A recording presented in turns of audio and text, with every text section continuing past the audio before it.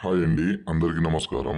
ఈ రోజుల్లో చిన్న చిన్న వాటికి భార్యాభర్తలు గొడవ పెట్టుకోవడము, లేకుంటే వేరే వాళ్ళతో అక్రమ సంబంధాలు పెట్టుకోవడము, తరచుగా గొడవలు పడుతూ చిన్నదానికి అలిగిపోయి విడిపోయి మళ్ళీ వేరే వాళ్ళని ఉంచుకోవడము, లేకుంటే అక్రమ సంబంధాలు పెట్టుకోవడం ఈ రోజుల్లో చాలా సర్వసాధారణంగా జరుగుతుందండి.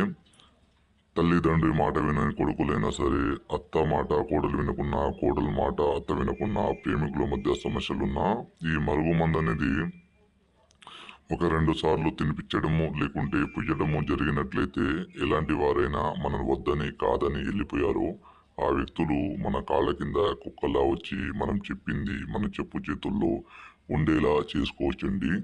ఈ మరుగుమందుని కేవలం మంచి కోసం మాత్రమే ఉపయోగించండి. చాలా రకాల ఎలాంటి సమస్యలున్నా సరే, ఒక 10 సంవత్సరాలు మనం కాదని వద్దని వెళ్ళిపోయిన వారైనా సరే, ఇది పుయ్యడము లేకుంటే తినిపించడం జరిగినట్లయితే వాళ్ళు ఖచ్చితంగా రావాల్సిందే, మన చెప్పు చేతిలో ఉండాల్సిందే అండి.